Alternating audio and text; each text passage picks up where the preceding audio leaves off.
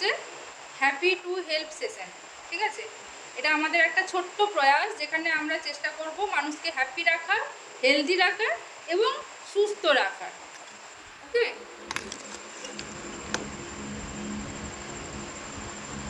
তো এটা হলাম আমি, আমার পরিচয়। আমি Papiya Kundu, professional wellness fitness coach.